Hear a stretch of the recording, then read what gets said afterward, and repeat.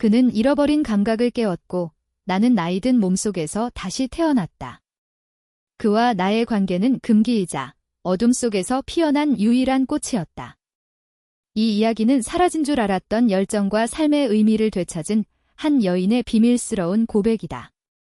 나는 박미연. 올해로 63, 남편을 여인 지는 횟수로 10년이 훌쩍 넘었다. 20살에 만나 평생을 함께할 줄 알았던 그는 10년 전 거대한 집에 빈자리를 남기고 홀연히 떠났다. 그리고 유일한 자식인 아들마저 몇 년 전 결혼과 동시에 미국으로 떠나버렸다. 처음에는 서운함이 컸다. 피부칠하곤 하나뿐인데 이렇게 멀리 가버리면 어쩌라는 것인가. 하지만 이내 그 서운함은 거대한 공허함으로 바뀌어 이 집의 모든 공간을 잠식해버렸다. 해가 뜨면 자연스레 눈이 떠지고 밤이 되면 습관처럼 잠자리에 들었다. 하지만 그 모든 시간은 의미 없이 흘러갈 뿐이었다. 아침에 일어나 남편이 생전에 좋아하던 따뜻한 보리차를 끓이고 아들이 어렸을 때 뛰어놀던 거실 바닥을 닦았다. 이 집의 모든 물건에는 그들과의 추억이 깃들어 있었지만 이제 그 추억들은 그저 먼지 쌓인 유물처럼 느껴졌다. 나는 마치 보이지 않는 유령처럼 집안을 떠다니는 존재였다. 누구에게도 인식되지 않고 그저 흐릿한 그림자처럼 하루하루를 살아가는 그림자. 거울 속 내 모습은 주름진 얼굴에 생기 없는 눈빛을 하고 있었다. 내가 이대로 천천히 시들어 죽어가도 아무도 알아채지 못하겠구나. 그런 비참한 생각이 맴돌 때마다 가슴 한구석이 싸늘하게 식어내렸다. 텔레비전에서는 젊은이들의 화려한 연애담이 쏟아져 나왔다. 그들은 사랑을 속삭이고 서로의 몸을 탐하며 뜨거운 시간을 보냈다. 나는 리모컨을 든 채 멍하니 화면을 바라보았다. 내 몸은 10년 전 남편의 죽음과 함께 그 기능을 잃어버린 지 오래였다.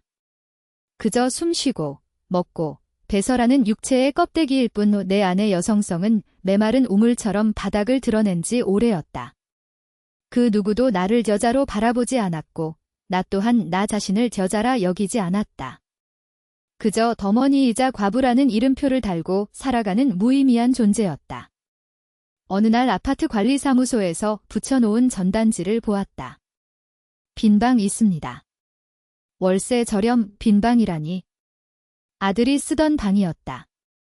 이제는 먼지만 쌓여가는 그 방을 볼 때마다 가슴이 저며왔다. 텅 빈 방에서 흘러나오는 싸늘한 기운이 이 집 전체를 감싸는 듯했다.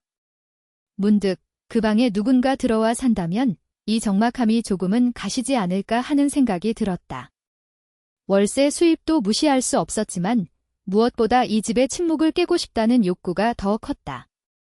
나는 며칠을 고민하다가 용기를 내어 부동산에 연락했다. 며칠 뒤 부동산 아주머니와 함께 젊은 남자가 찾아왔다. 그의 이름은 김진우. 30 초반쯤 되어 보였다.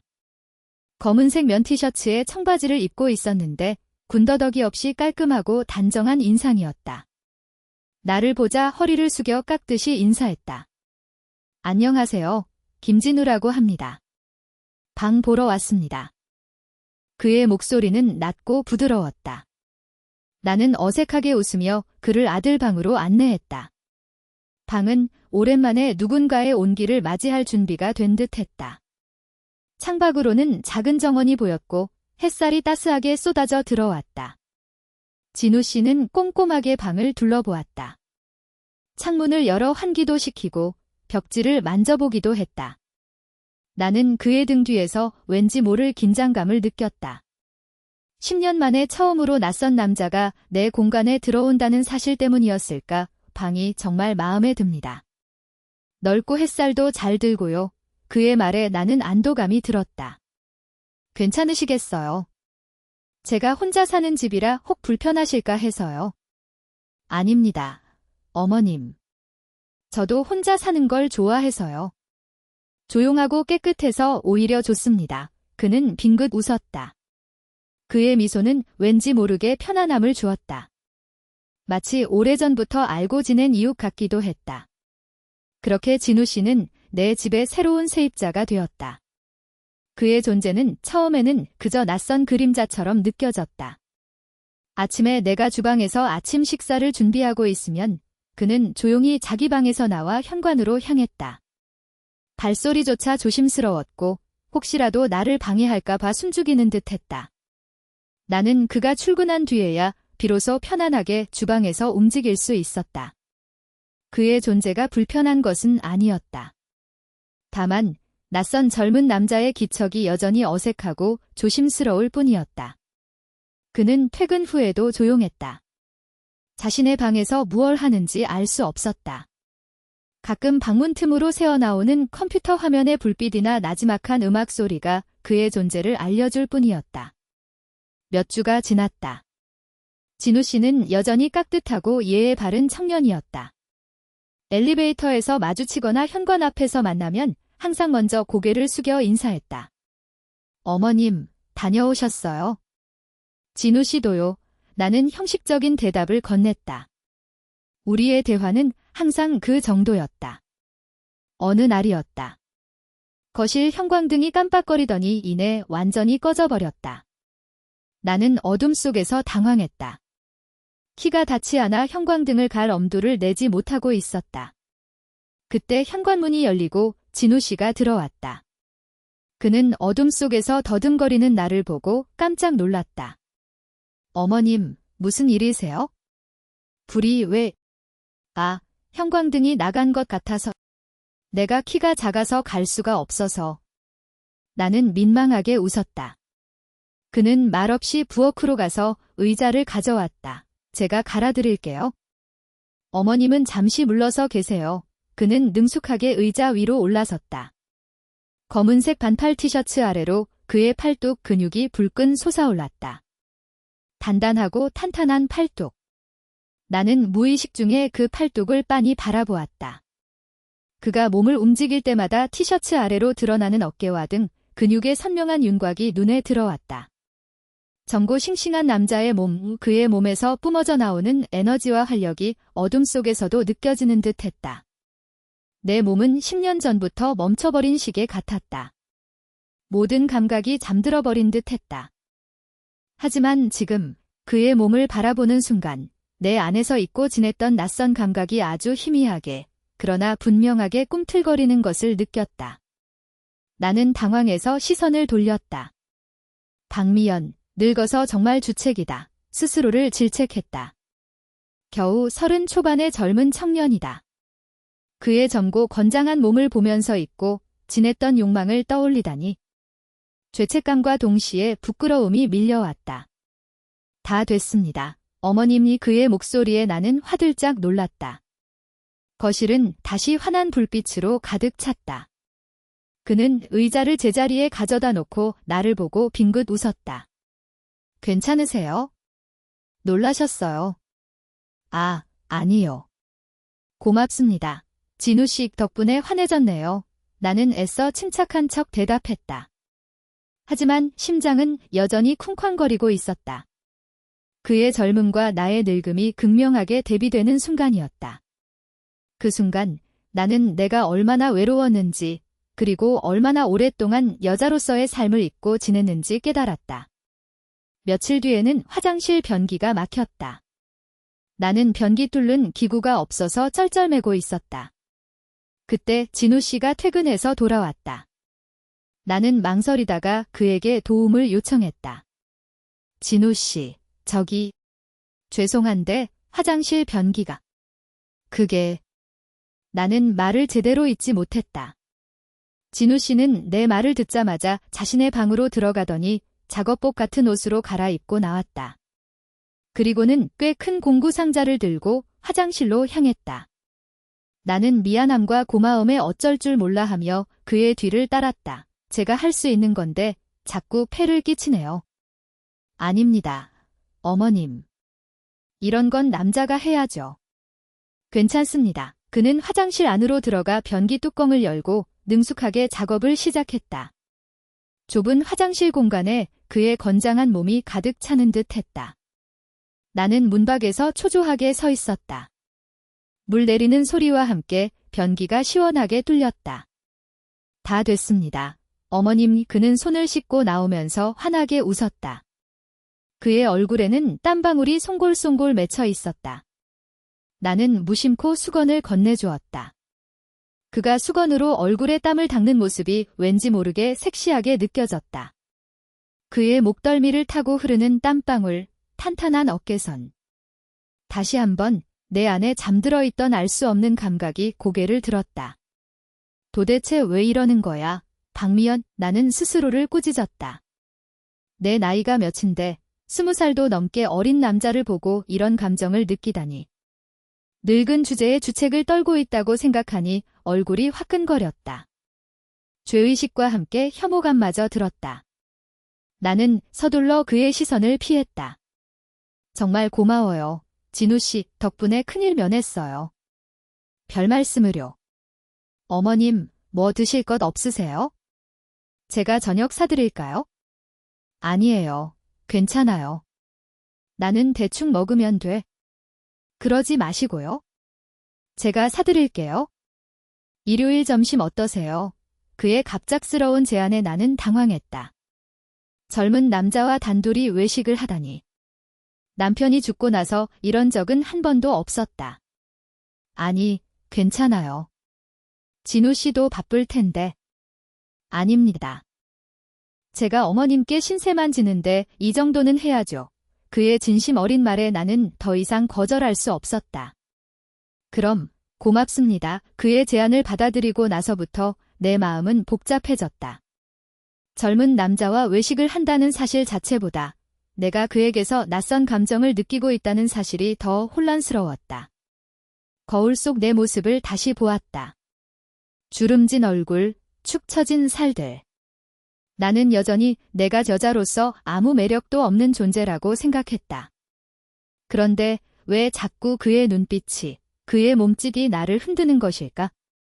일요일 점심, 진우 씨는 나를 집 근처 한정식집으로 안내했다. 깔끔하고 조용한 분위기의 식당이었다. 그는 메뉴판을 나에게 건네주며 말했다. 어머님, 드시고 싶은 걸로 고르세요. 아무거나 괜찮아요. 진우 씨가 먹고 싶은 걸로 시켜요. 제가요. 그럼 제가 좋아하는 걸로 시킬게요. 그는 빙긋 웃으며 불고기 정식을 주문했다. 음식이 나오기를 기다리는 동안 우리는 어색한 침묵 속에 앉아 있었다. 나는 무슨 말을 해야 할지 몰라 그저 젓가락만 만지작거렸다. 그는 그런 나를 물끄러미 바라보았다. 어머님, 혹시 불편하세요? 아니요. 제가 이런데 잘 안 와봐서요. 혼자 계실 때 심심하지 않으세요? 그의 질문에 나는 가슴이 철렁 내려앉았다. 혼자 있을 때 심심하지 않느냐니. 그 질문은 내 가장 깊숙한 외로움을 건드리는 말이었다. 네. 뭐. 가끔은요에 나는 애써 아무렇지 않은 척 대답했다. 그는 더 이상 묻지 않았다. 그의 눈빛은 왠지 모르게 깊고 아련했다. 마치 나의 외로움을 이해하는 듯한 눈빛이었다. 음식이 나오고 우리는 맛있게 식사를 했다. 그는 내가 반찬을 집어주면 고맙다는 듯이 웃었다. 그의 미소는 왠지 모르게 따뜻했다. 어머님, 음식 정말 맛있네요. 어머니가 해주시는 밥 같아요. 그의 말에 나는 가슴 한편이 찡해졌다. 아들이 떠나고 난 뒤로 이렇게 내 밥을 맛있게 먹어주는 사람은 아무도 없었다. 나는 그에게서 잊고 지냈던 가족의 온기를 느꼈다. 식사를 마치고 집으로 돌아오는 길, 그는 내 옆에서 천천히 걸었다. 그의 어깨는 넓고 듬직했다. 그의 옆에 서 있으니 왠지 모르게 안정감이 들었다. 마치 오래전 남편과 함께 걷던 길을 걷는 듯한 착각마저 들었다. 하지만 이내 그 착각을 떨쳐냈다. 나는 늙은 과부이고 그는 젊은 청년 세입자일 뿐이었다. 그날 밤 나는 침대에 누워 잠 못 이루었다. 진우 씨와의 점심 식사, 그의 따뜻한 눈빛, 그의 건장한 몸, 그 모든 것이 내 머릿속을 맴돌았다. 나는 잊고 지냈던 감정을 다시 느끼고 있었다. 그것은 단순한 호감이나 연민이 아니었다. 좀 더 깊고 좀 더 강렬한 어떤 것이었다. 마치 메마른 땅에 단비가 내리는 듯한 잊고 지냈던 생명력이 도단하는 듯한 감각이었다. 하지만 동시에 두려움이 밀려왔다. 이 감정은 죄악이었다. 나이 많은 과부가 젊은 세입자에게 이런 감정을 느끼다니. 있을 수 없는 일이었다. 아들이 알면 얼마나 실망할까? 주변 사람들이 알면 얼마나 비웃을까? 나는 베개의 얼굴을 파묻고 흐느꼈다. 이 감정을 어떻게 해야 할까? 외로움과 욕망, 그리고 죄책감이 뒤섞여 나를 잠식해 들어왔다. 나는 이 감정을 부인하려 애썼다. 그저 늙은 여자의 주책일 뿐이라고, 일시적인 착각일 뿐이라고. 하지만 내 심장은 거짓말을 하지 않았다. 그의 존재는 이미 내 삶의 한 부분이 되어 있었다. 그는 내가 잊고 지냈던 나라는 존재를 다시 일깨우고 있었다. 나는 마치 칠흑 같은 어둠 속에서 한 줄기 빛을 만난 사람처럼 그 빛에 이끌리고 있었다. 그 빛이 나를 어디로 이끌지 알 수 없었지만 그 빛을 놓치고 싶지 않았다. 이 금지된 감정의 시작은 과연 나를 어디까지 데려갈 것인가? 나는 알 수 없었다. 그저 내 안의 불꽃이 다시 타오르기 시작했다는 것만을 어렴풋이 느낄 뿐이었다.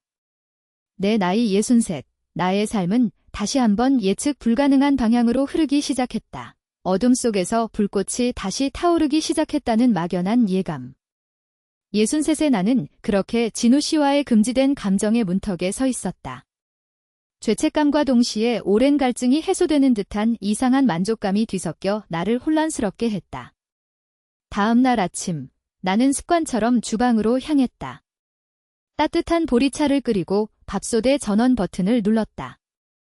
하지만 어제의 일들이 머릿속에서 떠나지 않아 손끝이 자꾸만 허둥거렸다. 그가 깨어나기 전에 모든 것이 평소와 다름없다는 것을 보여주고 싶었다. 조용히 식탁에 앉아 신문을 펼쳤지만 글자들이 눈에 들어오지 않았다.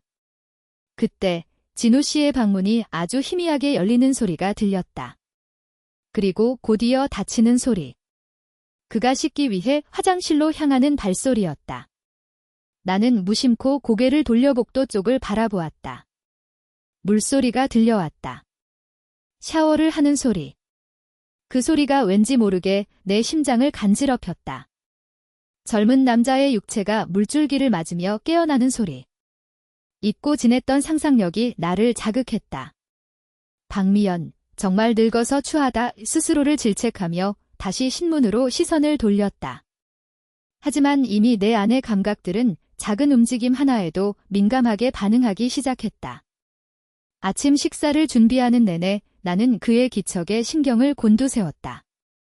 그가 현관을 나설 때도 여전히 어색한 인사만 주고받았다. 그의 등 뒤에서 나는 왠지 모를 아쉬움을 느꼈다. 어제 점심에 따뜻했던 온기가 순간에 꿈처럼 사라지는 듯했다. 며칠 동안 우리는 다시 예전처럼 조용하고 어색한 관계로 돌아간 듯했다. 그는 여전히 예에 바르고 나는 여전히 그의 눈을 똑바로 쳐다보지 못했다. 하지만 내 안의 변화는 멈추지 않았다. 나는 거울을 보는 횟수가 늘었고 옷장 속 깊이 박아두었던 낡은 원피스들을 다시 꺼내 입어보기도 했다. 마트에서 장을 볼 때도 예전에는 거들떠보지도 않던 화장품 코너를 기웃거렸다. 10년 넘게 잊고 지냈던 여자로서의 내가 아주 느리게, 그러나 분명하게 깨어나고 있었다.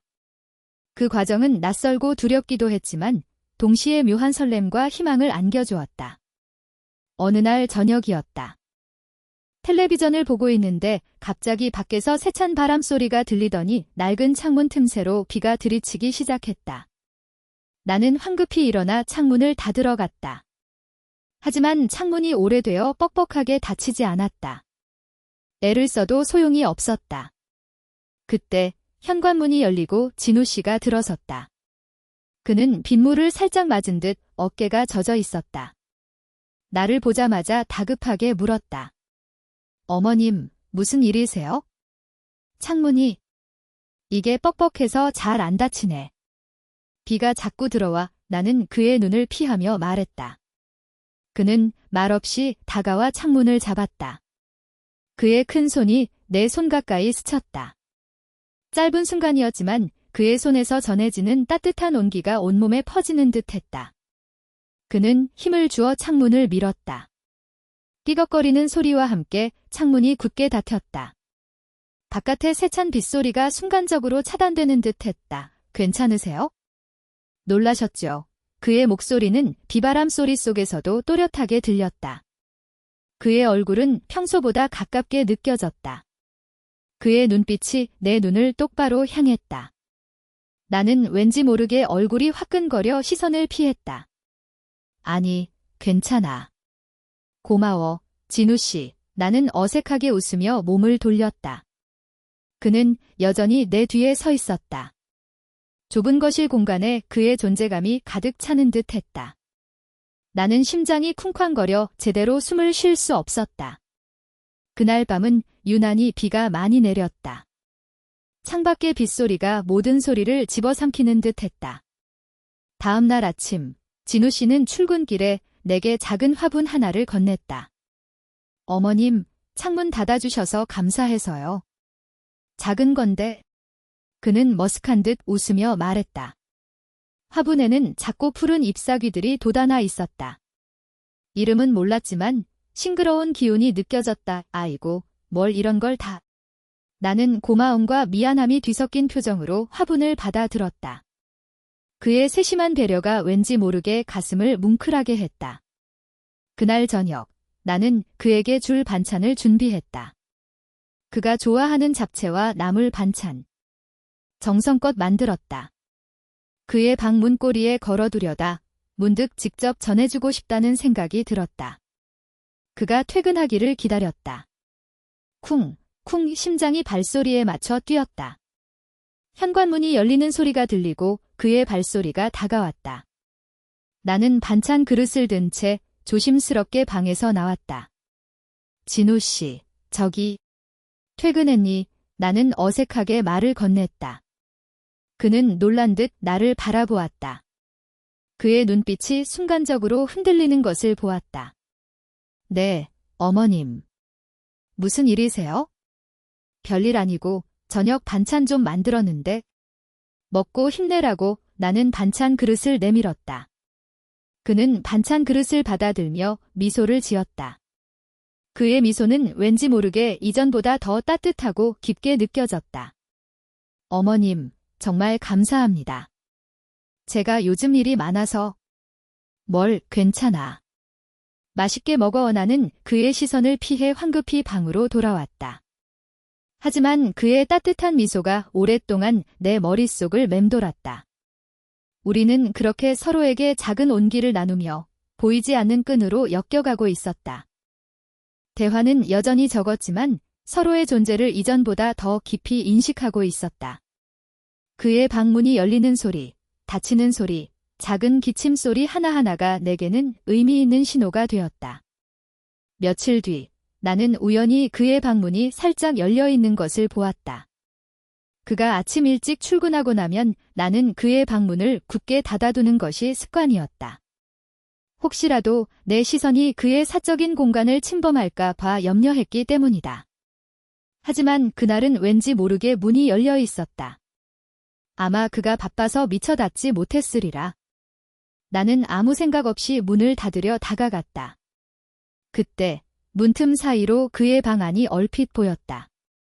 그는 방 안에서 운동을 하고 있었다. 상의를 탈의한 채 땀을 흘리며 팔굽혀펴기를 하고 있었다. 넓은 어깨와 탄탄한 등 근육, 그리고 그의 움직임에 따라 유연하게 움직이는 팔뚝과 허리선. 젊은 남자의 육체에서 뿜어져 나오는 생생한 에너지가 문틈을 넘어 내게까지 전달되는 듯했다. 나는 순간적으로 몸이 굳어 그 자리에 얼어붙었다. 심장이 귀청이 터질 듯 쿵쾅거렸다. 그의 몸은 내가 10년 넘게 잊고 지냈던 남자의 육체였다. 남편이 죽고 난 뒤 나는 내 몸과 마음에서 여자라는 존재를 지워버렸다. 그저 늙어가는 육신만을 가진 채 모든 감각이 죽어버린 듯 살았다. 하지만 지금 그의 몸을 바라보는 순간 내 안에 잠들어 있던 모든 감각들이 한꺼번에 깨어나는 듯 했다. 피부는 순간적으로 뜨거워졌고 손끝은 미세하게 떨려왔다. 잊고 지냈던 욕망의 파도가 격렬하게 밀려들어 나를 덮쳤다. 나는 당황해서 황급히 문을 닫았다. 쿵 소리와 함께 문이 닫히자 그의 육체에서 뿜어져 나오던 생생한 기운이 순간적으로 차단되는 듯 했다. 하지만 내 안의 격렬한 파동은 멈추지 않았다. 나는 거친 숨을 몰아쉬며 벽에 기댔다. 얼굴은 온통 뜨거워져 불덩이가 된 것 같았다. 박미연, 미쳤어. 정말 미쳤어. 나는 스스로를 질책했다. 아들의 친구뻘 되는 젊은 남자에게서 이런 감정을 느끼다니. 죄의식과 수치심이 동시에 밀려들어 나를 잠식했다. 하지만 동시에 묘한 희열감이 내 안을 채웠다. 내가 아직 여자로서 살아있다는 증거. 내 안에 아직 이런 감정들이 잠들어 있었다는 사실이 두렵고도 놀라웠다. 늙은 육체 속에서 다시 태어나는 듯한 기분이었다. 나는 무의식 중에 내 손을 가슴에 얹었다. 격렬하게 뛰는 심장이 아직 살아있다는 것을 증명하듯 느껴졌다. 그날 이후 나는 진우 씨를 대하는 것이 더욱 어려워졌다. 그의 얼굴을 똑바로 쳐다보는 것조차 힘들었다. 그의 시선이 닿을 때마다 내 안의 비밀이 들킬까 봐 노심초사했다. 하지만 동시에 그의 기척을 찾는 것이 습관이 되었다. 그가 출근하고 나면 나는 그의 방문이 잘 닫혔는지 확인하는 척하며 문틈으로 방 안을 훔쳐보기도 했다. 물론 그 안에는 아무도 없었지만 그의 흔적만으로도 왠지 모를 설렘이 느껴졌다. 나는 내 옷차림에도 변화를 주기 시작했다. 칙칙한 색깔의 옷 대신 좀 더 밝은 색깔의 옷을 입어보았다. 거울 속 내 모습은 여전히 늙고 주름져 있었지만 이전처럼 생기 없는 눈빛은 아니었다. 왠지 모르게 희미한 빛이 내 눈빛에 서려 있는 듯했다. 머리카락을 단정하게 빗어 올리고 잊고 지냈던 립스틱을 살짝 바르기도 했다. 누가 보라고 하는 행동이 아니었다. 그저 나라는 존재가 아직 살아있다는 것을, 그리고 아직 여자로서의 내가 죽지 않았다는 것을 확인하고 싶었을 뿐이었다. 진우 씨는 여전히 변함없는 모습이었다. 출근하고 퇴근하고 조용히 자신의 방에서 시간을 보냈다. 그는 내가 변하고 있다는 사실을 알지 못하는 듯했다.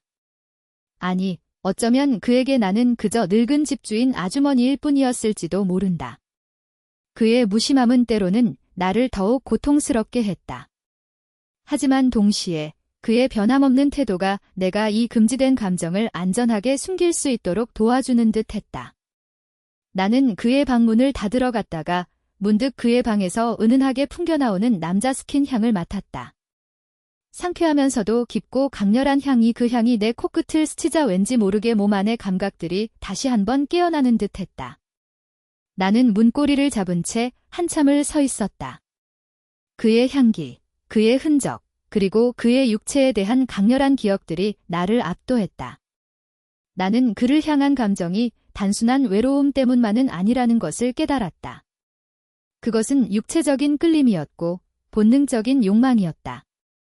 늙은 몸 속에서 다시 피어나는 이 격렬한 감정을 어떻게 해야 할까? 나는 혼란스러웠지만 동시에 이 감정을 놓아버리고 싶지 않았다. 칠흑 같은 어둠 속에서 발견한 한 줄기 빛, 그 빛이 나를 어디로 이끌지 알 수 없었지만 나는 그 빛을 따라가고 싶었다. 이 금지된 감정의 시작은 나를 어디까지 데려갈 것인가? 이 낡은 몸은 과연 다시 한번 뜨거워질 수 있을까? 나는 이 질문들을 안고 다시 한번 예측 불가능한 나의 삶 속으로 발을 내디뎠다. 어둠 속에서 불꽃이 다시 타오르기 시작했다는 막연한 예감.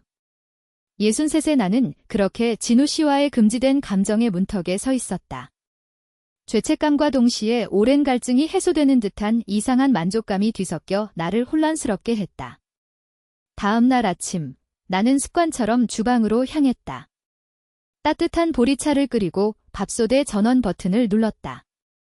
하지만 어제의 일들이 머릿속에서 떠나지 않아 손끝이 자꾸만 허둥거렸다. 그가 깨어나기 전에 모든 것이 평소와 다름없다는 것을 보여주고 싶었다. 조용히 식탁에 앉아 신문을 펼쳤지만 글자들이 눈에 들어오지 않았다. 그때 진우 씨의 방문이 아주 희미하게 열리는 소리가 들렸다. 그리고 곧이어 닫히는 소리. 그가 씻기 위해 화장실로 향하는 발소리였다. 나는 무심코 고개를 돌려 복도 쪽을 바라보았다. 물소리가 들려왔다. 샤워를 하는 소리. 그 소리가 왠지 모르게 내 심장을 간지럽혔다. 젊은 남자의 육체가 물줄기를 맞으며 깨어나는 소리. 잊고 지냈던 상상력이 나를 자극했다. 박미연, 정말 늙어서 추하다 스스로를 질책하며 다시 신문으로 시선을 돌렸다. 하지만 이미 내 안의 감각들은 작은 움직임 하나에도 민감하게 반응하기 시작했다.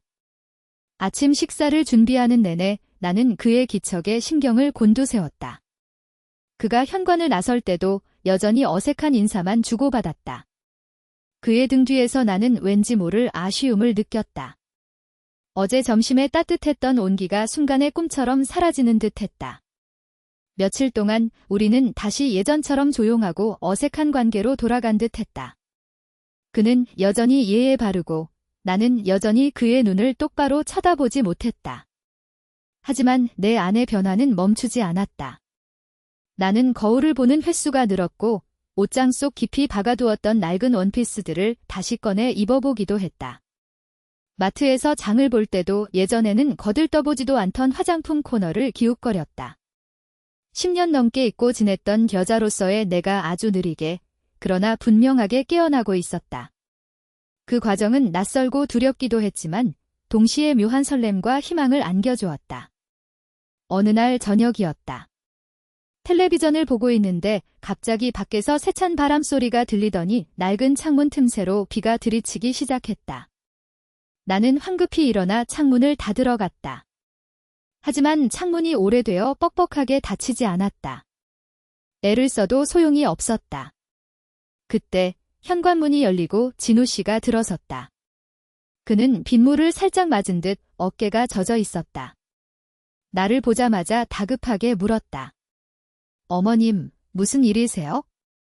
창문이 이게 뻑뻑해서 잘 안 닫히네. 비가 자꾸 들어와 나는 그의 눈을 피하며 말했다. 그는 말없이 다가와 창문을 잡았다.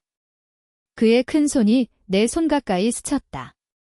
짧은 순간이었지만 그의 손에서 전해지는 따뜻한 온기가 온몸에 퍼지는 듯했다. 그는 힘을 주어 창문을 밀었다. 삐걱거리는 소리와 함께 창문이 굳게 닫혔다. 바깥의 세찬 빗소리가 순간적으로 차단되는 듯했다. 괜찮으세요? 놀라셨죠? 그의 목소리는 비바람 소리 속에서도 또렷하게 들렸다. 그의 얼굴은 평소보다 가깝게 느껴졌다. 그의 눈빛이 내 눈을 똑바로 향했다. 나는 왠지 모르게 얼굴이 화끈거려 시선을 피했다. 아니, 괜찮아. 고마워, 진우 씨. 나는 어색하게 웃으며 몸을 돌렸다. 그는 여전히 내 뒤에 서 있었다. 좁은 거실 공간에 그의 존재감이 가득 차는 듯했다. 나는 심장이 쿵쾅거려 제대로 숨을 쉴 수 없었다. 그날 밤은 유난히 비가 많이 내렸다. 창밖의 빗소리가 모든 소리를 집어삼키는 듯했다. 다음 날 아침, 진우 씨는 출근길에 내게 작은 화분 하나를 건넸다. 어머님, 창문 닫아주셔서 감사해서요. 작은 건데. 그는 머쓱한 듯 웃으며 말했다. 화분에는 작고 푸른 잎사귀들이 돋아나 있었다. 이름은 몰랐지만 싱그러운 기운이 느껴졌다. 아이고, 뭘 이런 걸 다. 나는 고마움과 미안함이 뒤섞인 표정으로 화분을 받아들었다. 그의 세심한 배려가 왠지 모르게 가슴을 뭉클하게 했다. 그날 저녁, 나는 그에게 줄 반찬을 준비했다. 그가 좋아하는 잡채와 나물 반찬. 정성껏 만들었다. 그의 방 문고리에 걸어두려다 문득 직접 전해주고 싶다는 생각이 들었다. 그가 퇴근하기를 기다렸다. 쿵, 쿵 심장이 발소리에 맞춰 뛰었다. 현관문이 열리는 소리가 들리고 그의 발소리가 다가왔다. 나는 반찬 그릇을 든 채 조심스럽게 방에서 나왔다. 진우 씨, 저기. 퇴근했니? 나는 어색하게 말을 건넸다. 그는 놀란 듯 나를 바라보았다. 그의 눈빛이 순간적으로 흔들리는 것을 보았다. 네, 어머님. 무슨 일이세요? 별일 아니고 저녁 반찬 좀 만들었는데. 먹고 힘내라고 나는 반찬 그릇을 내밀었다. 그는 반찬 그릇을 받아들며 미소를 지었다. 그의 미소는 왠지 모르게 이전보다 더 따뜻하고 깊게 느껴졌다. 어머님, 정말 감사합니다. 제가 요즘 일이 많아서. 뭘, 괜찮아. 맛있게 먹어. 나는 그의 시선을 피해 황급히 방으로 돌아왔다. 하지만 그의 따뜻한 미소가 오랫동안 내 머릿속을 맴돌았다. 우리는 그렇게 서로에게 작은 온기를 나누며 보이지 않는 끈으로 엮여가고 있었다. 대화는 여전히 적었지만 서로의 존재를 이전보다 더 깊이 인식하고 있었다. 그의 방문이 열리는 소리, 닫히는 소리, 작은 기침 소리 하나하나가 내게는 의미 있는 신호가 되었다.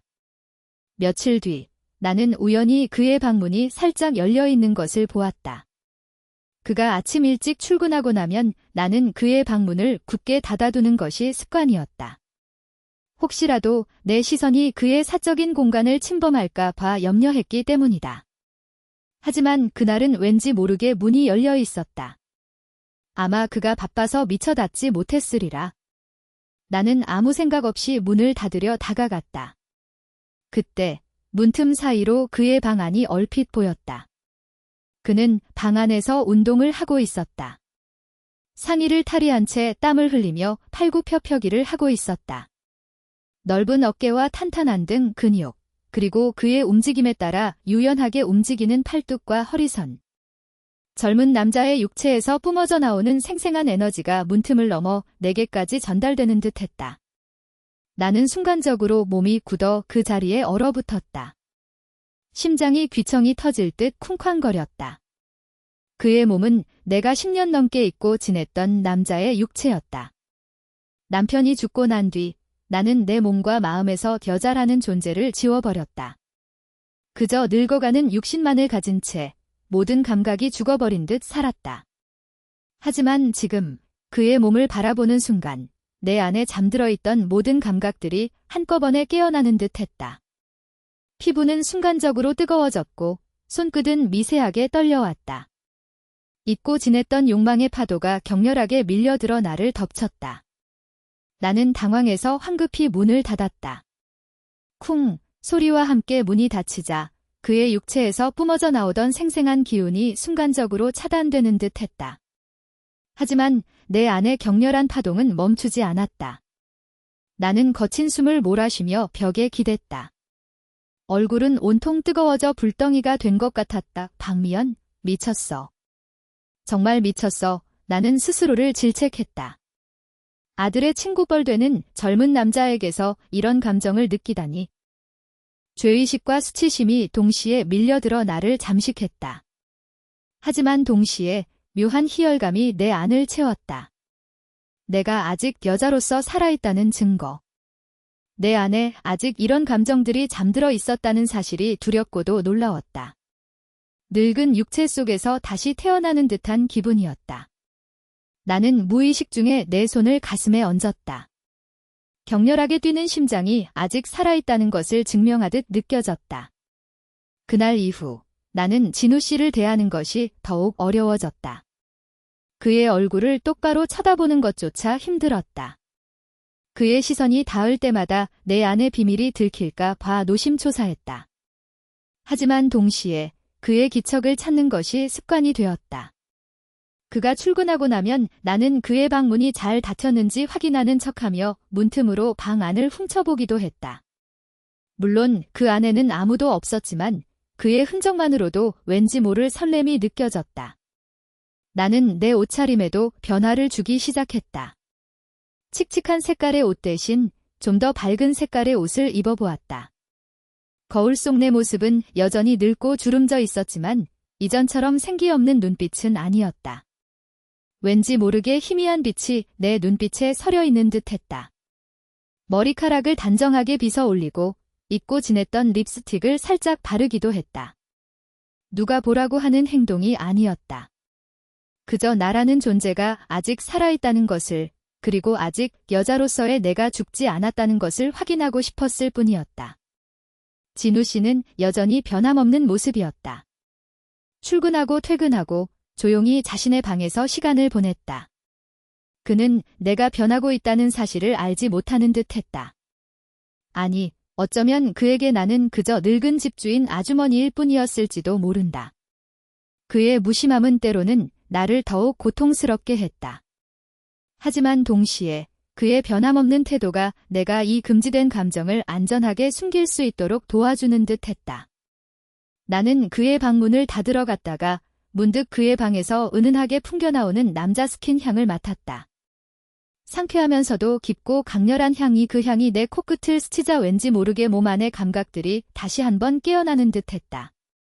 나는 문고리를 잡은 채 한참을 서 있었다. 그의 향기, 그의 흔적, 그리고 그의 육체에 대한 강렬한 기억들이 나를 압도했다. 나는 그를 향한 감정이 단순한 외로움 때문만은 아니라는 것을 깨달았다. 그것은 육체적인 끌림이었고 본능적인 욕망이었다. 늙은 몸속에서 다시 피어나는 이 격렬한 감정을 어떻게 해야 할까? 나는 혼란스러웠지만 동시에 이 감정을 놓아버리고 싶지 않았다.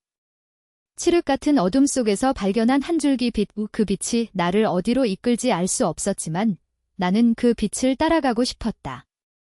이 금지된 감정의 시작은 나를 어디까지 데려갈 것인가? 이 낡은 몸은 과연 다시 한번 뜨거워질 수 있을까? 나는 이 질문들을 안고 다시 한번 예측 불가능한 나의 삶 속으로 발을 내디뎠다. 그날 밤은 유난히 길었다. 내 안의 불꽃은 이제 막 타오르기 시작한 듯 했다. 나는 잠 못 이루고 침대에 누워 뒤척였다. 거실에서는 희미하게 텔레비전 소리가 들려왔다. 진우 씨가 아직 잠들지 않은 모양이었다.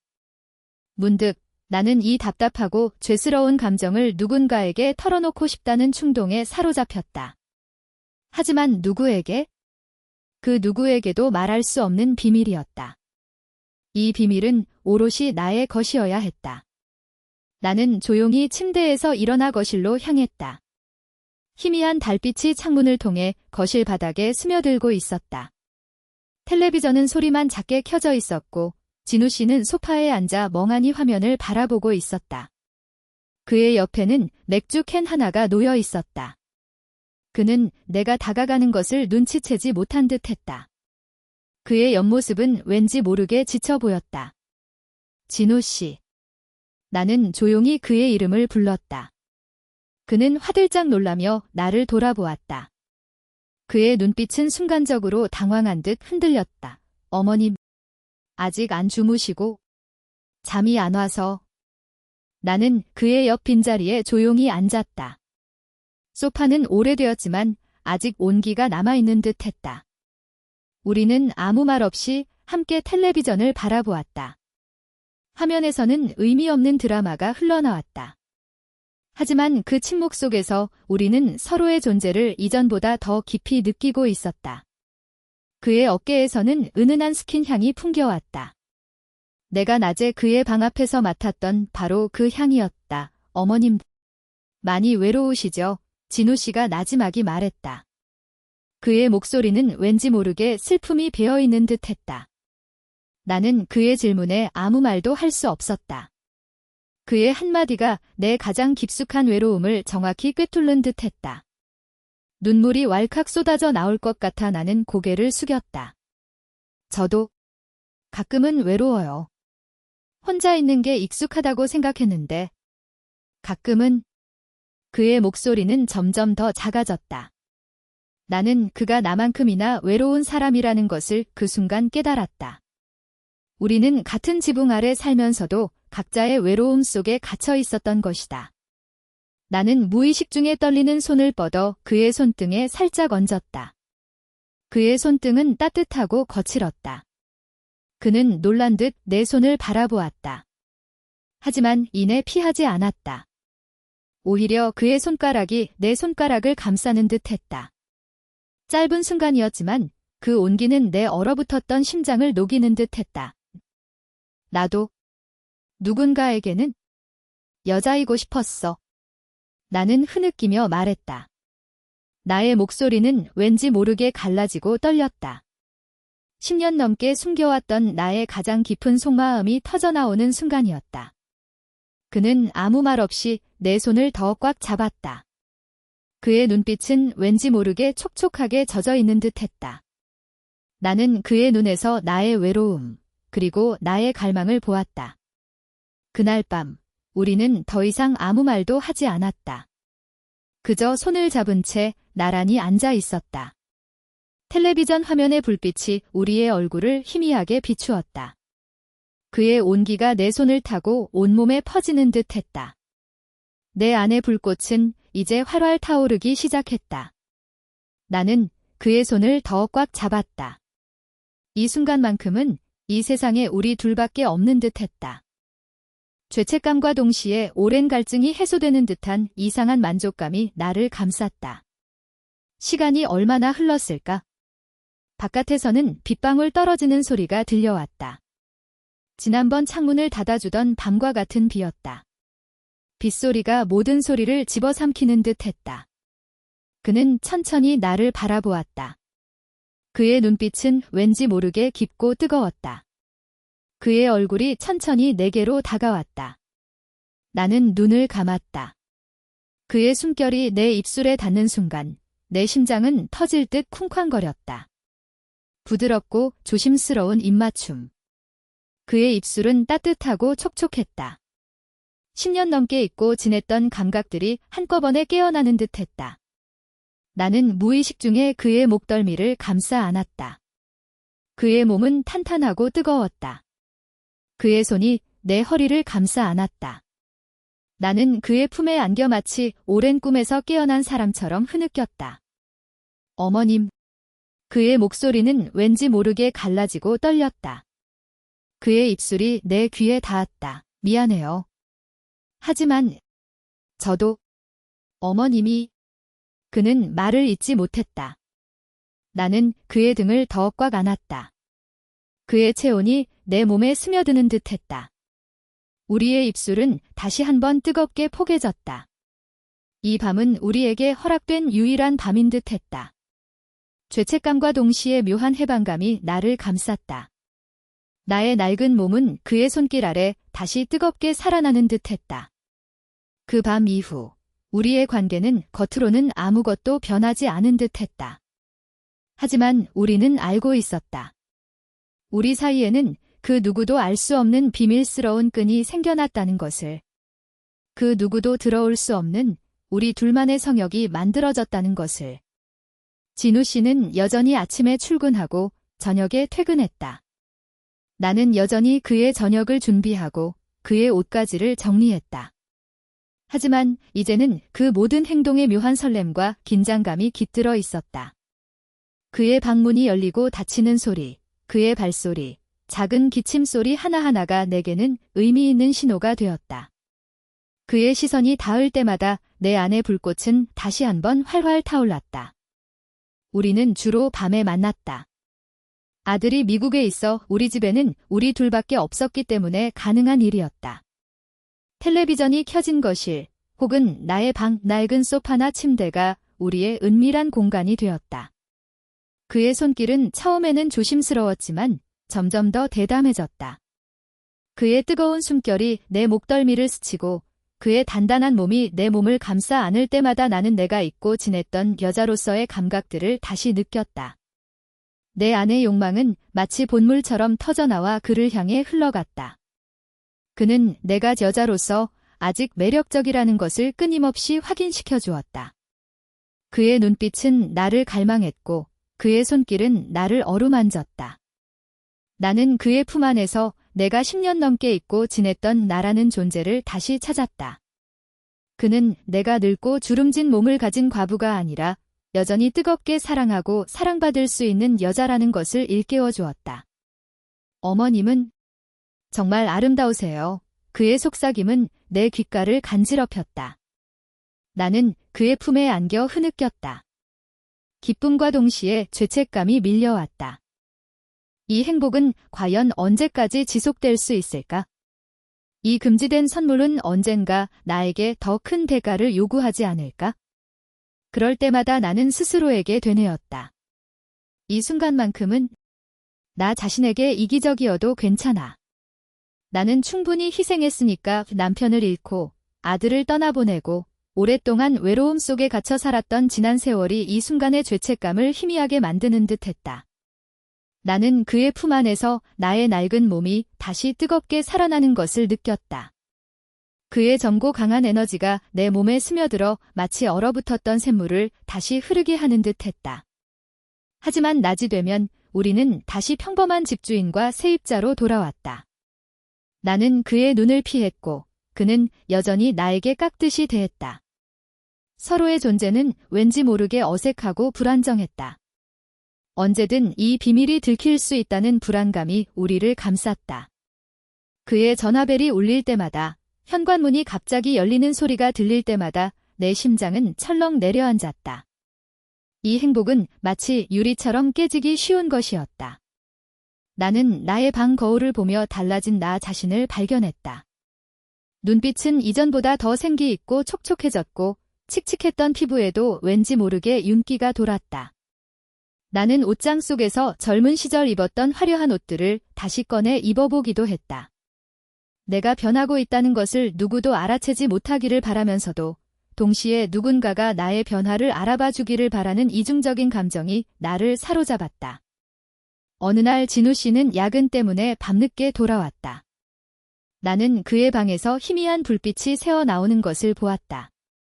그리고 곧이어 그의 작은 기침 소리가 들렸다. 나는 망설이다가 조용히 부엌으로 향했다. 따뜻한 보리차를 끓이고 작은 접시에 과일을 담아 그의 방문 앞에 가져다 놓았다. 문고리를 잡으려다 문득 멈칫했다. 그가 혹시라도 불편해하지 않을까? 하지만 내 손은 이미 문고리를 돌리고 있었다. 그는 책상에 앉아 컴퓨터 화면을 바라보고 있었다. 그의 눈은 피곤으로 붉어져 있었다.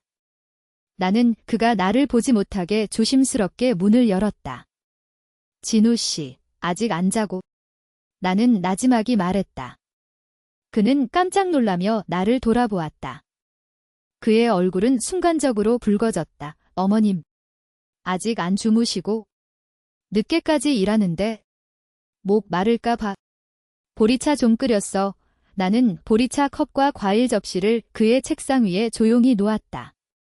그의 눈빛은 왠지 모르게 고마움과 함께 미안함이 깃들어 있었다. 어머님, 정말 죄송해요. 그는 말을 잇지 못했다. 나는 그의 어깨에 살짝 손을 얹었다. 그의 어깨는 단단하고 뜨거웠다. 다니야? 괜찮아. 너무 무리하지 마. 나는 그의 머리를 부드럽게 쓰다듬었다. 그의 머리카락은 부드럽고 따뜻했다. 그는 나를 올려다보았다. 그의 눈빛은 왠지 모르게 간절했다. 나는 그의 얼굴을 두 손으로 감쌌다. 그의 얼굴은 뜨거웠다. 나의 입술이 천천히 그의 입술로 향했다. 그는 눈을 감았다. 우리의 입술은 다시 한번 뜨겁게 포개졌다. 이 순간만큼은 아무런 죄책감도 아무런 불안감도 느껴지지 않았다. 그저 그의 따뜻한 온기가 내 몸에 스며들어 내가 다시 살아있는 여자라는 것을 증명할 뿐이었다. 그의 손이 내 허리를 감싸 안고 나를 더 가까이 끌어당겼다. 나는 그의 품 안에서 내가 잊고 지냈던 가장 격렬한 감각들을 다시 느꼈다. 이 비밀스러운 성역은 우리의 것이었다. 외부의 시선과 단절된 우리 둘만의 아름다운 환상. 이 환상이 언제까지 지속될지는 알 수 없었다.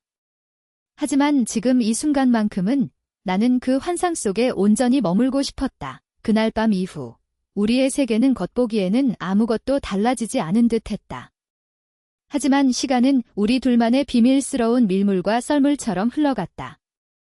서로의 눈빛 속에서 읽어내는 말 없는 언어들, 짧은 스침 속에서 주고받는 뜨거운 감각들은 우리를 더욱 깊은 곳으로 이끌었다. 진우 씨는 여전히 성실하게 출퇴근했고 나는 변함없이 그를 위한 반찬을 만들고 그의 옷가지를 정리했다. 낡은 집의 벽 틈새, 조용한 복도, 그리고 아무도 없는 거실은 우리의 은밀한 성역이 되었다.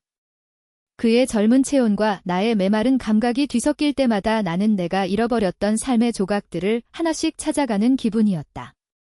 그런데 어느 날부터인가 미국에 있는 아들의 연락이 잦아지기 시작했다. 처음에는 안부 전화겠거니 했다. 하지만 몇 번의 통화가 오가는 동안 나는 아들의 목소리에 묘한 걱정과 불만의 기운이 서려 있음을 감지했다. 어머니, 요즘 잘 지내시죠? 집에 무슨 일 없고요. 그럼 아무 일 없어. 내 아파트가 얼마나 조용하고 좋은데 나는 애써 밝은 목소리를 냈다. 하지만 아들은 끈질기게 물고 늘어졌다. 그 세입자분은 잘 계시고요? 불편한 건 없으시고요? 그럼 불편한 거 없어. 진우 씨는 조용하고 착한 청년이야.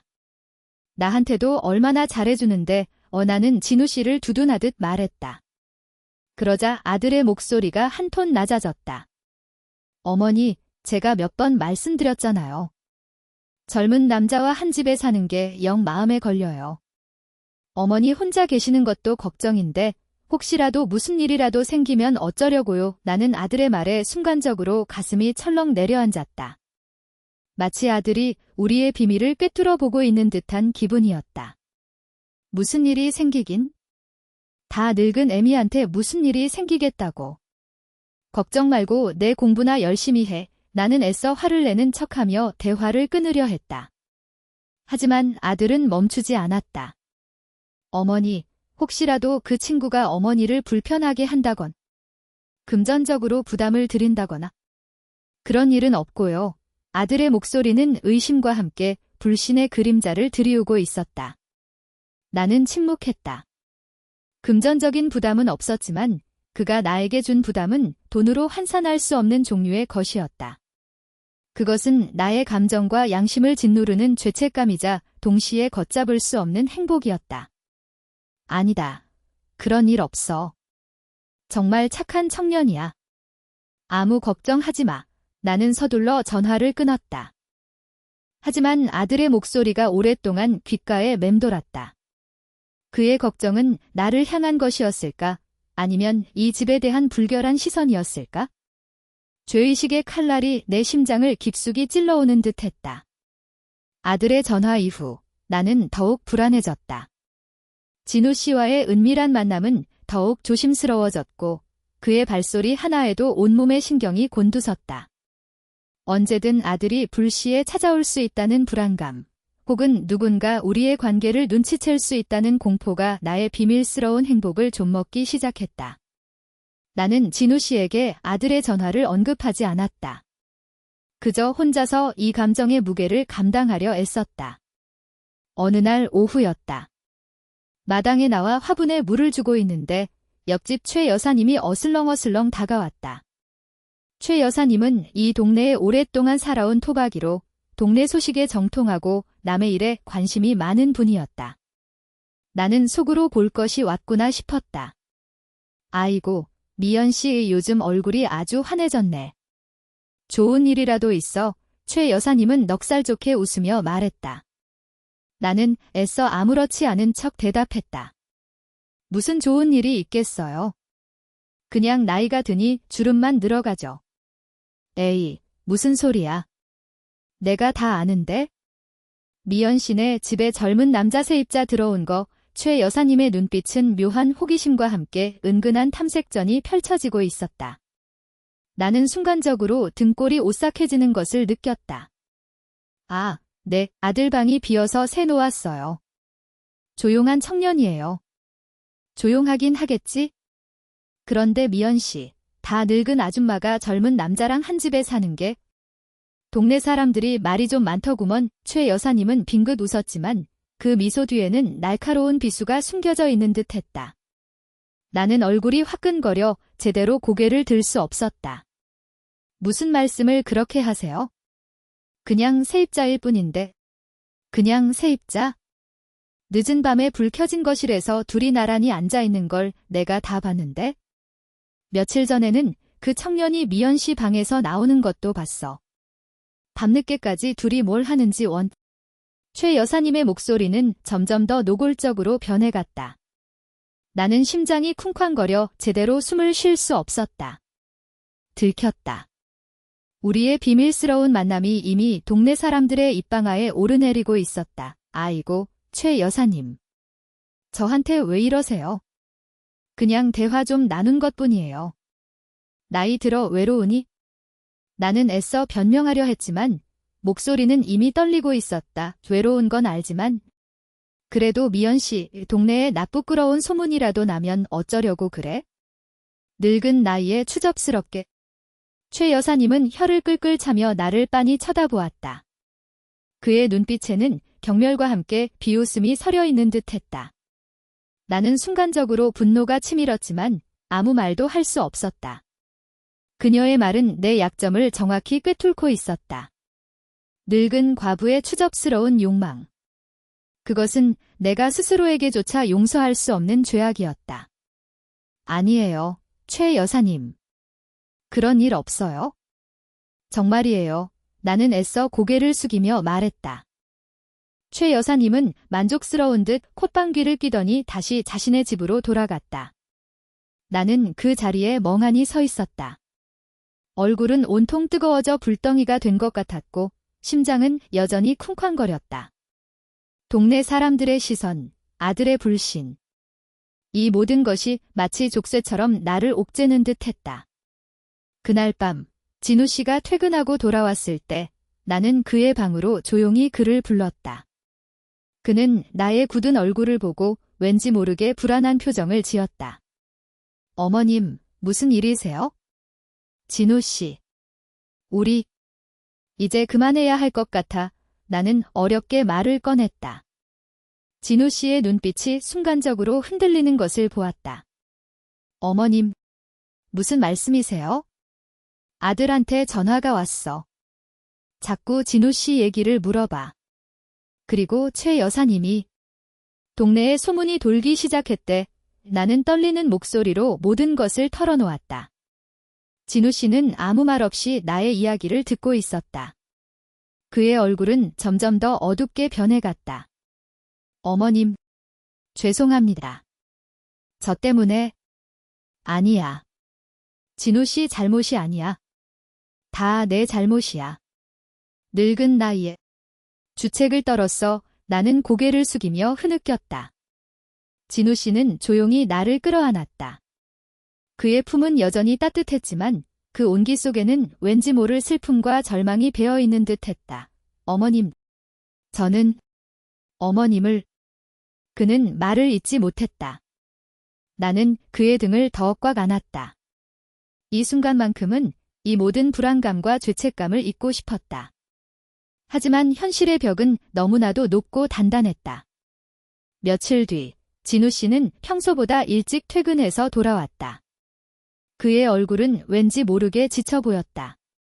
그는 나의 방으로 조용히 들어와 침묵 속에서 나를 바라보았다. 그의 눈빛은 왠지 모르게 슬픔과 함께 어떤 결심을 담고 있는 듯했다. 어머님, 드릴 말씀이 있습니다. 그의 목소리는 낮고 차분했지만 왠지 모르게 떨리고 있었다. 나는 그의 얼굴을 보자마자 불안감에 휩싸였다. 무슨 일이니? 어머님, 제가 다른 도시로 발령이 났습니다. 좋은 기회라고? 회사에서.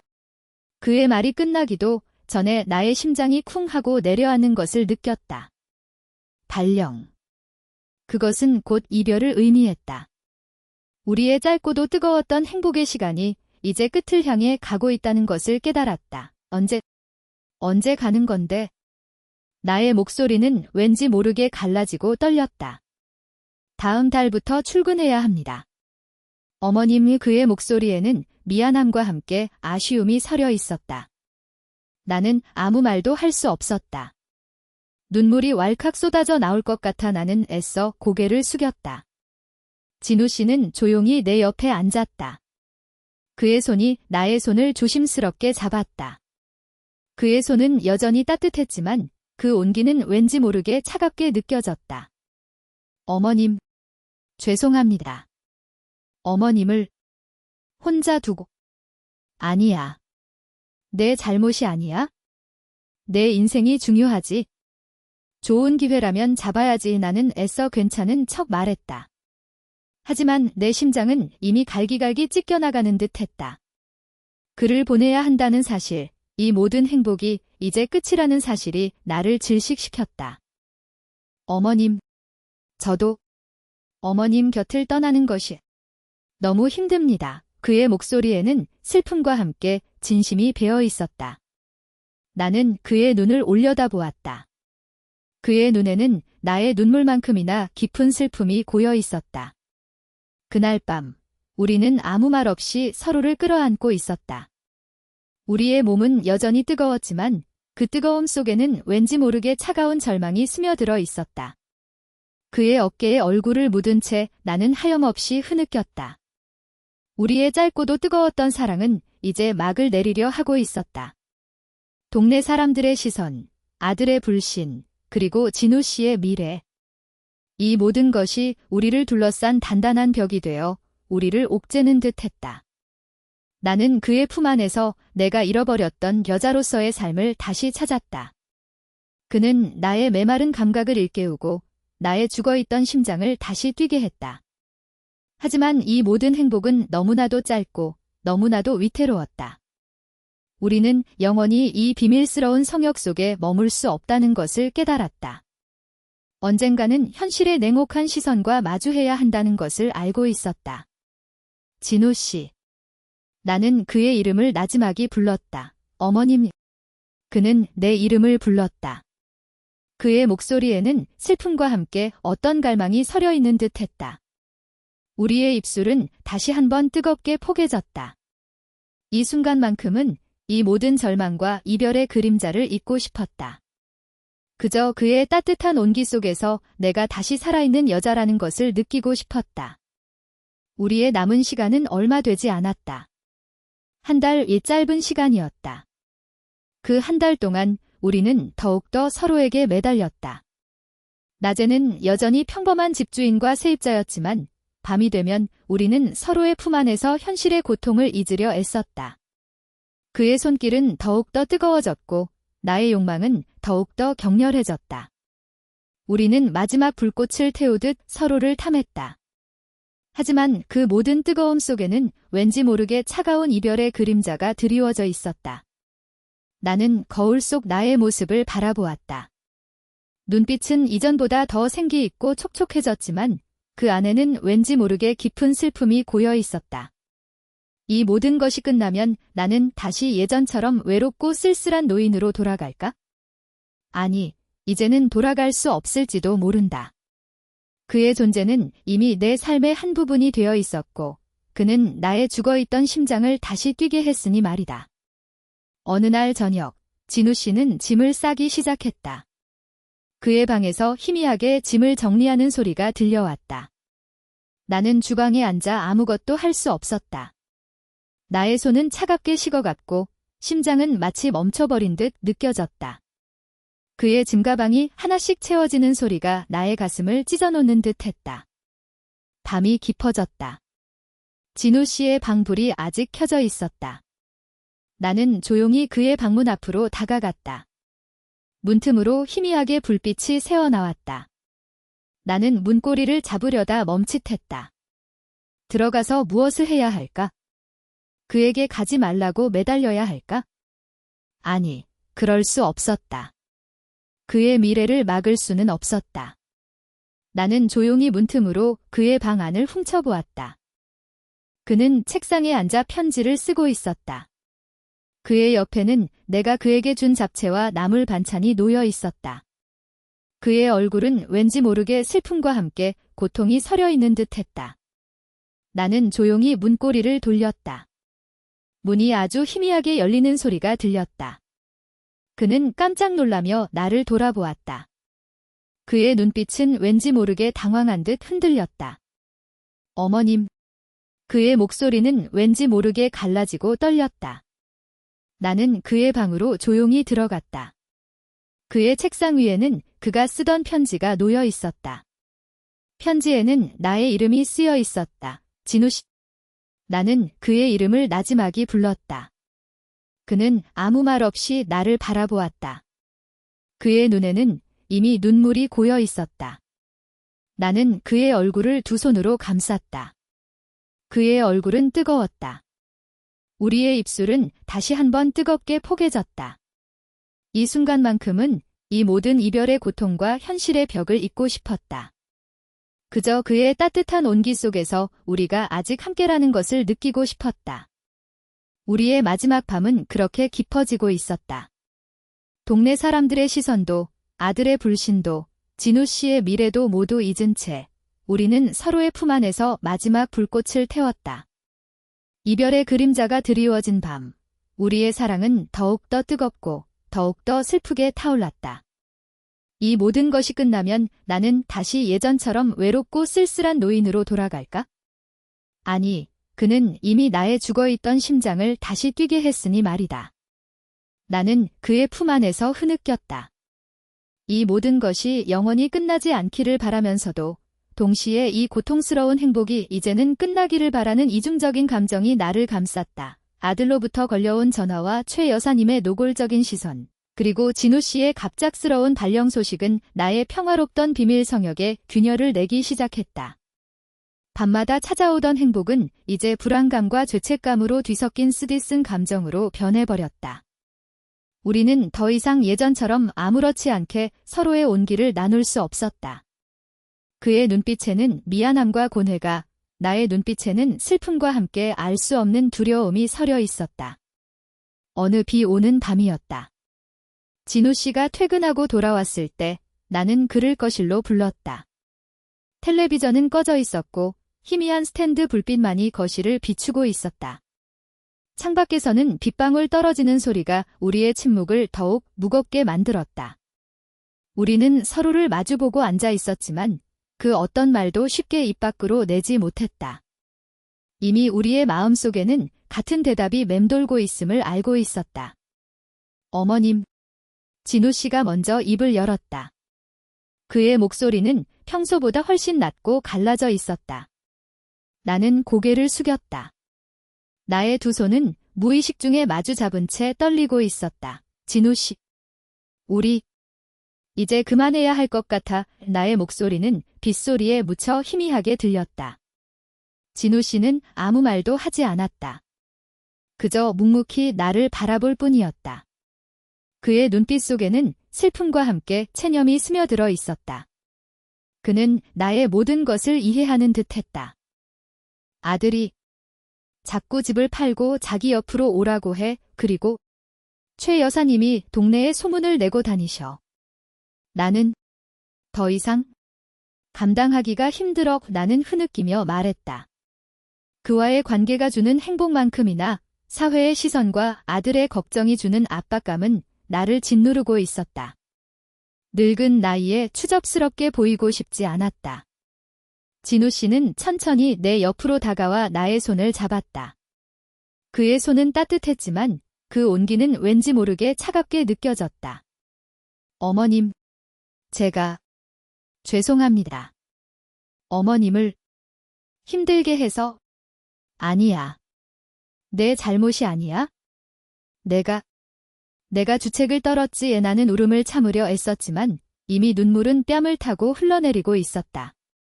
그는 말없이 나의 눈물을 닦아주었다. 그의 손길은 여전히 부드럽고 다정했다. 저도 압니다. 어머님, 우리 관계가 오래갈 수 없다는 것을. 그의 목소리는 더욱 낮아졌다. 저도 어머님을 힘들게 하고 싶지 않습니다. 그의 말은 나의 마음을 더욱 아프게 했다. 우리는 서로를 사랑하지만 현실의 벽은 너무나도 높고 단단했다. 이별을 선택하는 것이 서로를 위한 유일한 길임을 알고 있었다. 우리는 그 밤 마지막으로 서로의 온기를 나누었다. 거실의 스탠드 불빛 아래 우리는 서로를 끌어안았다. 그의 품은 여전히 따뜻하고 든든했지만 그 온기 속에는 이제 곧 사라질 아쉬움과 절망이 깊게 배어 있었다. 나의 낡은 몸은 그의 품 안에서 격렬하게 떨렸다. 이 모든 행복이 이제 끝을 향해 가고 있다는 사실이 나를 질식시켰다. 나는 그의 어깨에 얼굴을 묻은 채 하염없이 흐느꼈다.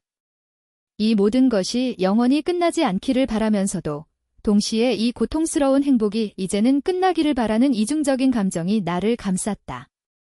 다음 날 아침, 집은 다시 정적에 잠겼다.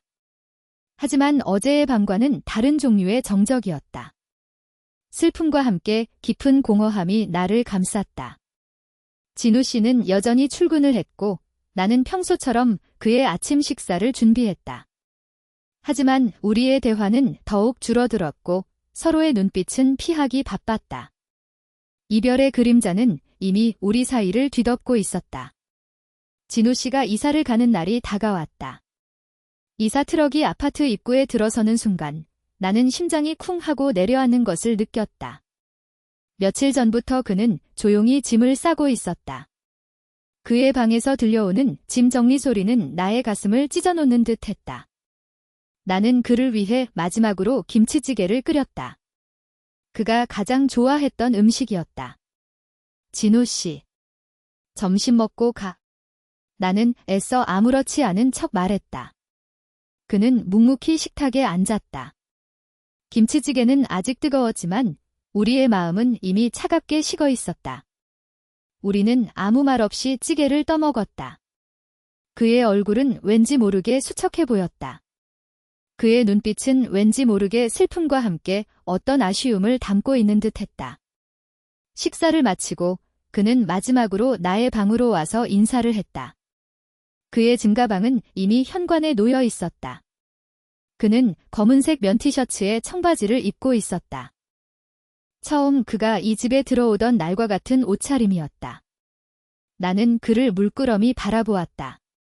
그의 젊고 건장한 몸은 여전히 내 마음을 흔들었지만 이제는 더 이상 그의 손을 잡을 수 없다는 것을 알고 있었다. 어머님, 이제 가야 할 것 같습니다. 그의 목소리는 낮고 차분했지만 왠지 모르게 떨리고 있었다. 나는 고개를 끄덕였다. 나의 눈에서는 이미 눈물이 왈칵 쏟아져 내리고 있었다. 잘 지내? 진우 씨. 좋은 곳으로 가서. 행복해야 해. 나는 흐느끼며 말했다. 그는 천천히 나에게 다가와 나를 끌어안았다. 그의 품은 여전히 따뜻하고 든든했다. 그의 체온이 나의 몸에 스며드는 듯했다. 어머님도 부디 건강하시고 행복하십시오. 그의 속삭임은 내 귓가를 간지럽혔다. 그의 입술이 나의 이마에 조용히 닿았다. 짧고도 마지막 입맞춤이었다. 그는 천천히 나를 놓았다.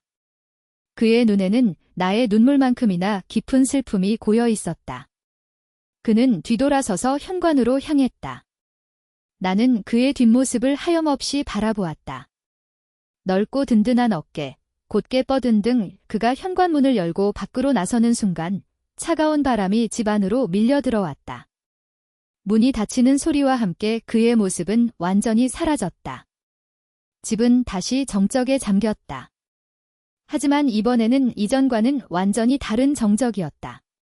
진우 씨가 떠난 빈자리는 너무나도 컸다. 그의 숨결, 그의 발소리, 그의 존재감. 이 모든 것이 사라지고 나니 집은 마치 유령선처럼 텅 비어버린 듯 했다. 나는 거실 소파에 주저앉아 하염없이 흐느꼈다. 나의 짧고도 뜨거웠던 사랑은 그렇게 막을 내렸다. 하지만 시간이 흐르면서 나는 점차 달라지기 시작했다. 처음에는 그의 빈자리가 너무나도 커서 아무것도 할 수 없었다. 밥도 제대로 먹지 못했고 잠도 제대로 잘 수 없었다. 하지만 어느 날 문득 거울 속 나의 모습을 보았다. 주름진 얼굴, 축 처진 살들. 하지만 나의 눈빛은 이전처럼 생기 없는 눈빛이 아니었다. 왠지 모르게 희미한 빛이 내 눈빛에 서려 있는 듯했다. 진우 씨와의 사랑은 비록 짧았지만 나를 다시 여자로서 살게 해주었다. 나의 죽어있던 심장을 다시 뛰게 했고 나의 메마른 감각을 일깨워 주었다. 나는 이제 더 이상 스스로를 무의미한 존재라고 생각하지 않았다. 나는 여전히 사랑하고 사랑받을 수 있는 여자였다. 나는 스스로를 가꾸기 시작했다. 칙칙한 색깔의 옷 대신 좀 더 밝은 색깔의 옷을 입었다. 잊고 지냈던 화장품을 다시 꺼내 바르고 머리카락을 단정하게 빗어 올렸다. 10년 넘게 잊고 지냈던 나라는 존재를 다시 찾아가는 기분이었다. 나는 텔레비전 앞에 앉아 드라마를 보던 습관을 버리고 동네 복지관에서 운영하는 미술 강좌에 등록했다. 젊은 시절 꿈꿔왔지만 결혼과 동시에 포기했던 그림을 다시 그리기 시작했다. 처음에는 어색했지만 붓을 잡을 때마다 잊고 지냈던 열정이 다시 피어나는 것을 느꼈다. 강좌가 끝나면 동네 친구들과 카페에 앉아 수다를 떨기도 했다. 예전에는 남의 일에 관심이 없던 내가 이제는 친구들의 이야기를 경청하고 나의 이야기를 나누는 것에 익숙해졌다. 물론 여전히 최 여사님은 나를 볼 때마다 묘한 시선으로 바라보곤 했다. 하지만 이제는 더 이상 그녀의 시선에 흔들리지 않았다. 오히려 나는 당당하게 그녀의 눈을 똑바로 쳐다보며 미소를 지었다. 나의 삶은 나의 것이었다. 누가 뭐라 하든 나는 내가 선택한 방식으로 나의 행복을 찾아갈 권리가 있었다. 어느 날 아들로부터 전화가 왔다. 어머니, 잘 지내시죠?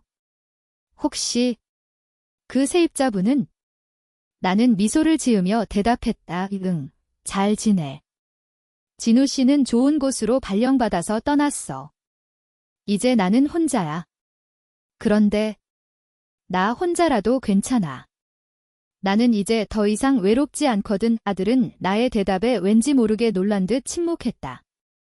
그는 나의 변화를 감지하지 못했지만 나의 목소리에서 느껴지는 평화로움과 단단함을 느꼈을 것이다. 진우 씨와의 사랑은 나의 삶의 한 줄기 빛과 같았다. 비록 짧고 비밀스러운 사랑이었지만 그 사랑은 나의 어두웠던 세상에 다시 빛을 비춰주었다.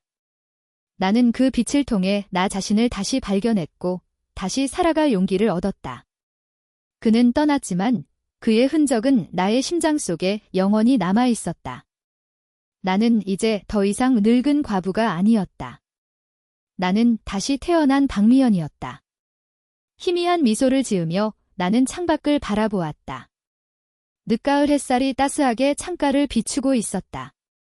나의 삶은 이제 새로운 장을 열고 있었다. 비록 홀로 걷는 길이지만 더 이상 외롭지 않았다.